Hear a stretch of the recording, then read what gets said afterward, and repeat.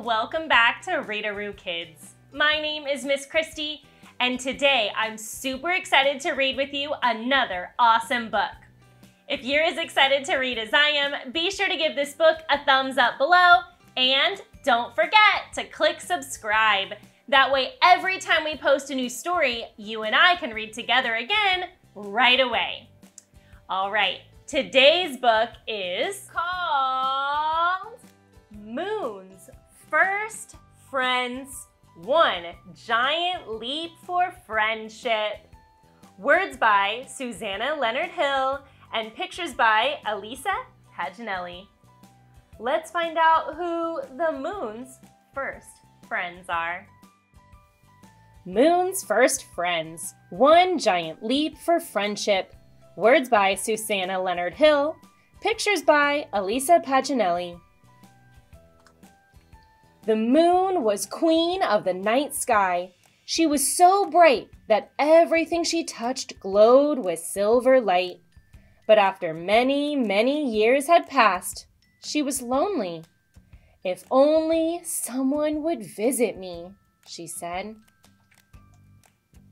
"Hello down there," she called to the lumbering dinosaurs. "If you come up here, you won't feel so heavy. You'll feel lighter than air." But the dinosaurs stayed where they were. Under the moon's watchful eye, the surface of the earth changed. The moon saw glorious new creatures come and go. Saber-toothed tigers, mastodons, woolly mammoths, dodo birds, whales, rhinoceroses, and elephants.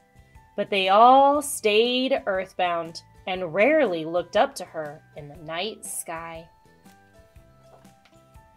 But then she saw something new. At night, people conjured fires like tiny stars. "There are millions of stars for you up here," she offered, but the people stayed where they were. The moon watched as she circled and circled the earth. On the wide sweep of the Sahara, the Egyptians built stone pyramids that towered toward the sky. "They're trying to reach me," the moon marveled.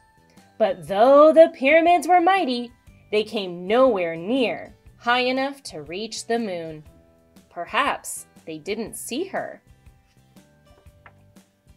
She spun and twirled from new moon to majestic silver pearl and back again, showing off for the people below.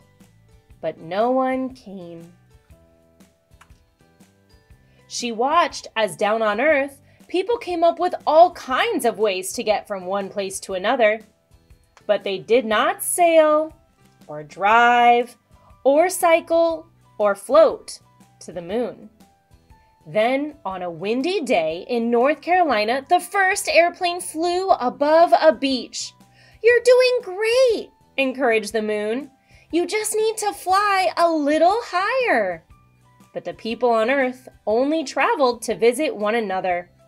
Was it possible they didn't know she was there? At high noon, the moon slipped purposefully between the earth and the sun, blocking all the daylight. Then she slid aside again, allowing the sun to shine through. No one could have missed that, she thought. But still, no one ventured away from the earth. Would she ever have a visitor? Just when the moon was losing hope, the people on Earth began to experiment with rockets, and the moon watched with great interest. But the humans still had a lot to learn. One day, the moon's hopes soared. A chimpanzee in a mercury capsule rocketed towards her. A visitor! At last! But, alas, he returned to Earth without reaching her. And then, one hot July day, a tremendous rocket stood upon a launch pad with two small spaceships perched on top. The countdown began. 10, 9, 8, 7, 6, 5, 4, 3, 2, 1. Lift off! There goes the rocket.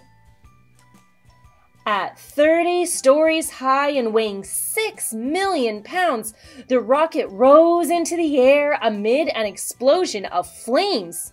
Slowly at first, and then faster and faster, the rocket fell away in stages, but the two spaceships hurtled toward the moon.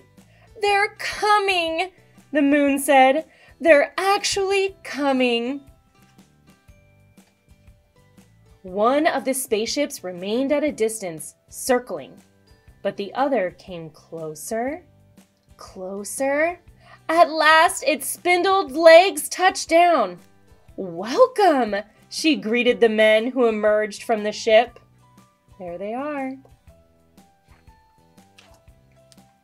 The astronauts walked across her surface with great bounding steps that made her dust bloom. They seemed delighted with how far they could travel with each stride. The moon gave them gifts of moon rocks and dust. "Take these back to Earth," she said. "Then, even though I can't visit you, a part of me will be there." The men left her a present in return, a handsome plaque that read, "Here men from the planet Earth first set foot upon the moon, July 1969 AD. We came in peace for all mankind." They also left her a beautiful flag with red and white stripes and a scattering of white stars on a blue background. Too soon the astronauts had to leave.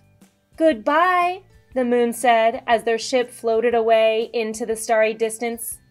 "Come back any time." She sighed with happiness. At last, someone had visited.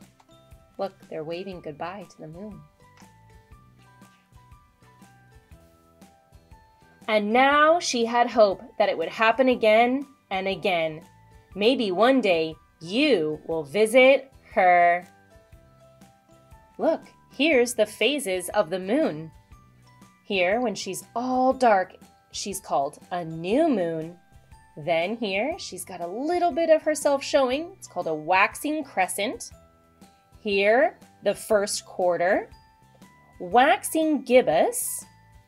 When she's showing herself completely, she's a full moon. Then when she starts to turn away, she's a waning gibbous, a last quarter, and a waning crescent. I loved reading with you today, and I hope that we can read together again soon. Don't forget, if you liked this book, be sure to give it a thumbs up below and click subscribe. That way, every time we post a new story, we can read together again right away. If you'd like activities to go along with our books, head over to readarookids.com. There we do arts and crafts, science experiments, we make recipes together, and we even practice our math skills. If you'd like to see what we're up to every day, be sure to follow us on all of our social media.